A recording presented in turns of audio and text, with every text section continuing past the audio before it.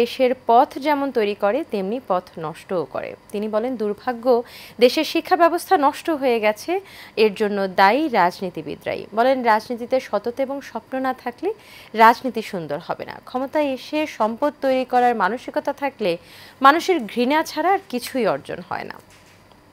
একটা অভ্যুত্থানের পরে এত বড় একটা সুযোগ সৃষ্টি হয়েছে দেশটাকে আবার সুন্দর করবার, সুন্দর করে গড়ে তুলবার, কিন্তু আমরা যখন চারদিকে দেখছি যে আমাদের রাজনীতিবিদরা ঐক্য হারিয়ে ফেলছেন, অনেককে তুলে যাচ্ছেন, যখন চারদিকে দেখছি যে একটা অনেকের সুর, তখন আমরা অনেকেই হতাশ হচ্ছি।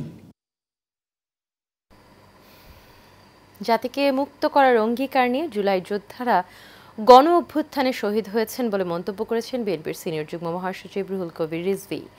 সকালে কুমিল্লার চান্দিনা ইবাদতপুর গ্রামে গণ অভ্যুত্থানের শহীদ ইমাম হোসেন তাইমের কবর জিয়ারত এবং পরিবারের সাথে সাক্ষাৎ শেষে তিনি এসব কথা বলেন। বিএনপির সিনিয়র যুগ্ম মহাসচিব রুহুল কবির রিজভী বলেন, একটা জাতিকে মুক্ত করার অঙ্গীকার নিয়ে ৭১-এর যোদ্ধারা যেমন শহীদ হয়েছেন তেমনি জুলাই যোদ্ধারাও গণ অভ্যুত্থানে শহীদ হয়েছেন। এর আগে তিনি ইবাদতপুর জুলাই অভ্যুত্থানের শহীদ ইমাম হোসেন তাইমের কবরে ফুলেল শ্রদ্ধাঞ্জলি এবং কবর জিয়ারত করেন। সে কোনো ক্ষুদ্র কোনো বিষয়ে যে কারো জায়গা দখল করতে, কারো জমি দখল করতে বা কোনো গ্রামের সাথে গ্রামের মারামারিতে নয়, একটা জাতিকে মুক্ত করার অঙ্গীকার নিয়ে ৭১-এ যেমন মুক্তিযোদ্ধারা শহীদ হয়েছে, সে হচ্ছে জুলাইয়ের মুক্তিযোদ্ধা, ২৪-এর মুক্তিযোদ্ধা। জাতীয় নাগরিক পার্টির উত্তরাঞ্চলের মুখ্য সংগঠক সার্জিস আলম বলেছেন, শাপলা প্রতীক পেতে কোনো আইনগত বাধা নেই। নির্বাচন কমিশন এনসিপির সাথে স্বেচ্ছাচারিতা করতে পারে না, তাই শাপলা দিতে হবে, না হলে আইনগত ব্যাখ্যা দিতে হবে। প্রয়োজনে আইনিভাবে লড়াই করব, রাজনৈতিকভাবে রাজপথে নামব। দুপুরে জয়পুরহাট শহরের মুক্তিযোদ্ধা কমপ্লেক্সের সম্মেলন কক্ষে জাতীয় নাগরিক পার্টির জেলা এবং উপজেলা কমিটির সমন্বয় সভা শেষে সাংবাদিকদের তিনি এসব কথা বলেন। এ সময় আরও বক্তব্য রাখেন এনসিপির কেন্দ্রীয় সাংগঠনিক সম্পাদক ইমরান ইমন, যুগ্ম মুখ্য সংগঠক সাকিব মেহদি এবং জেলা এনসিপির যুগ্ম সমন্বয়কারী ওমর আলী বাবু। যখন আইনগতভাবে শাপলা পেতে এনসিপির কোনো বাধা নেই, তখন নির্বাচন কমিশন যদি কোনো বাধায় তারা ভীত হয়ে বা কোনো কিছুর পিছু টানে আমাদের সাথে এই স্বেচ্ছাচারিতা করে, আমরা মনে করি নির্বাচন কমিশন আগামীর বাংলাদেশে একটা নির্বাচন করার তার যে প্রাতিষ্ঠানিক গ্রহণযোগ্যতা সেটা হারিয়ে ফেলে। ঠিক। সেই জায়গা থেকে আমাদের স্পষ্ট অবস্থান, যেহেতু কোনো আইনগত বাধা নেই, এই নির্বাচন কমিশন এনসিপির সাথে এই স্বেচ্ছাচারিতা করতে পারে না। আমাদেরকে তার হয় শাপলা দিতে হবে, না হয় কেন শাপলা দিবে না এই আইনগত ব্যাখ্যা তাকে দিতে হবে। ঠিক। বাড়ি ভাড়া ৫% বৃদ্ধির সরকারি প্রজ্ঞাপন প্রত্যাখ্যান করে বেসরকারি শিক্ষা প্রতিষ্ঠানে কর্মরত এমপিওভুক্ত শিক্ষক কর্মচারীরা কেন্দ্রীয় শহীদ মিনারে মহাসমাবেশ করেছেন। সকালে নবম দিনের মতো এই অবস্থান কর্মসূচি শুরু করেন এমপিওভুক্ত শিক্ষক কর্মচারীরা। সমাবেশে বক্তারা বলেন, বাড়ি ভাড়া, চিকিৎসা ভাতা এবং উৎসব ভাতা বৃদ্ধির ৩ দফা দাবি মেনে না নেওয়া পর্যন্ত শ্রেণীকক্ষে ফেরত যাবেন না তারা। এর আগে গত ৩০ সেপ্টেম্বর বাড়ি ভাড়া ৫০০ টাকা বাড়ানোর ঘোষণা দেওয়া হয় সরকারের পক্ষ থেকে। এদিকে শিক্ষকদের কর্মবিরতির কারণে স্কুলগুলোতে বন্ধ রয়েছে ক্লাস পরীক্ষা, বিপাকে পড়েছে শিক্ষার্থীরা।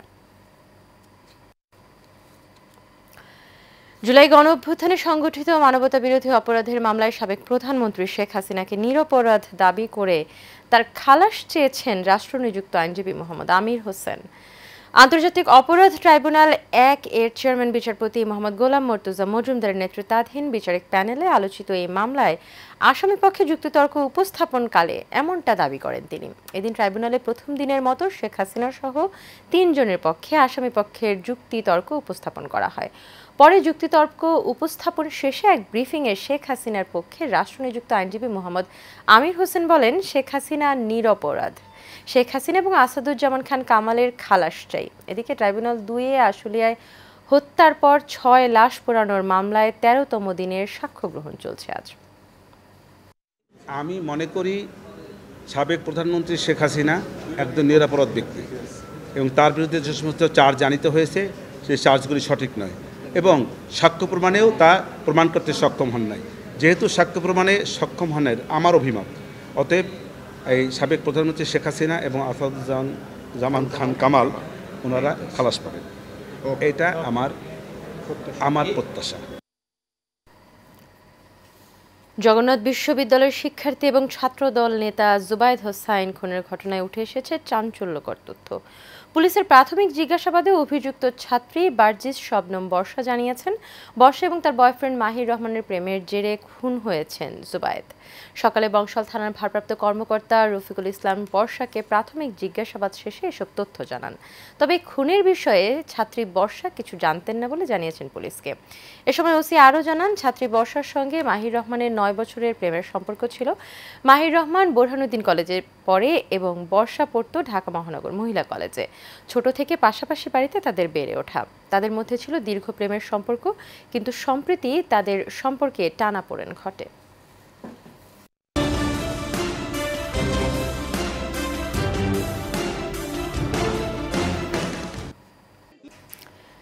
বাংলাদেশ থেকে পরিচালিত একটি আন্তর্জাতিক পর্নোগ্রাফি ওয়েবসাইটের সঙ্গে যুক্ত থেকে অশ্লীল কন্টেন্ট তৈরি এবং প্রচারের অভিযোগে বান্দরবন থেকে এক দম্পতিকে গ্রেপ্তার করেছে পুলিশের অপরাধ তদন্ত বিভাগ। ভোরে বান্দরবানের রোয়াংছড়ি বাস স্টেশনের হাজিপাড়ার ঠিকাদার আবুল কালাম সেন্টুর 5 তলা বিশিষ্ট বাসা থেকে তাদের গ্রেপ্তার করা হয়। সকালে গ্রেপ্তারের বিষয়টি নিশ্চিত করেছেন সিআইডির বিশেষ পুলিশ সুপার জসিমউদ্দিন খান। তিনি জানান, ওই দম্পতি বিদেশি একটি ওয়েবসাইটে নিয়মিত পর্ন কন্টেন্ট আপলোড করতেন। তাদের পরিচালিত চ্যানেলটি বিশ্বের জনপ্রিয় পর্ন সাইটগুলোর মধ্যে একটি শীর্ষস্থানে উঠে আসে। জানা গেছে, তারা বাংলাদেশে বসেই ভিডিও ধারণ, সম্পাদন এবং আপলোড করতেন এবং এর মাধ্যমে বিপুল অর্থ উপার্জন করেছিলেন।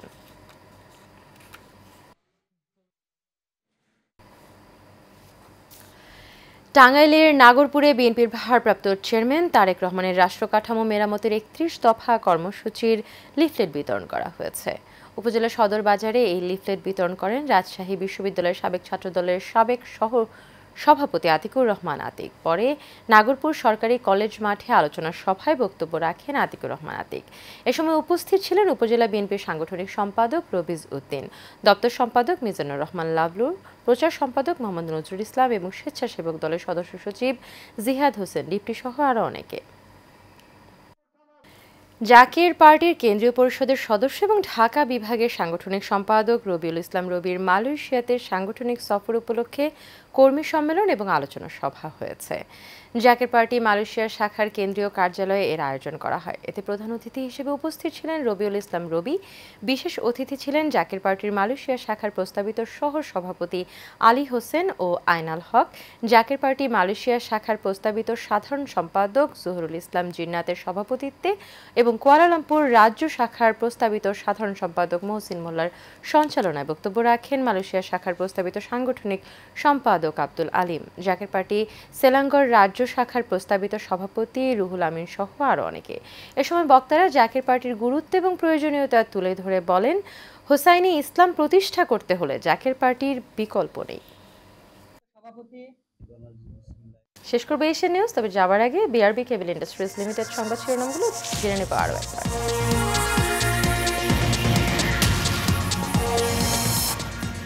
আইন শৃঙ্খলা বাহিনীর প্রতিনিধিদের সাথে ইসির বৈঠক, নির্বাচন অবাধ এবং সুষ্ঠু করতে নানা ইস্যু নিয়ে আলোচনা। অভ্যুত্থানের পরও রাজনীতিতে অনৈক্যের সুর হতাশাজনক মন্তব্য ফখরুলের। শিক্ষা ব্যবস্থা নিম্নমানের জন্য দায়ী আমলাতন্ত্র। বাড়ি ভাড়া বৃদ্ধির সিদ্ধান্ত প্রত্যাখ্যান করে কেন্দ্রীয় শহীদ মিনারে এমপিওভুক্ত শিক্ষকদের মহাসমাবেশ, দাবি মেনে নেওয়ার আহ্বান। এবং হাসিনাকে নিরপরাধ দাবি করে খালাস চেয়েছেন আইনজীবী আমির হোসেন, আশুলিয়ার লাশ পোড়ানোর মামলার সাক্ষ্য গ্রহণ। এশিয়ান নিউজ এ পর্যন্তই। পরবর্তী সংবাদ দেখার আমন্ত্রণ রইল। এতক্ষণ সাথে থাকার জন্য সবাইকে ধন্যবাদ।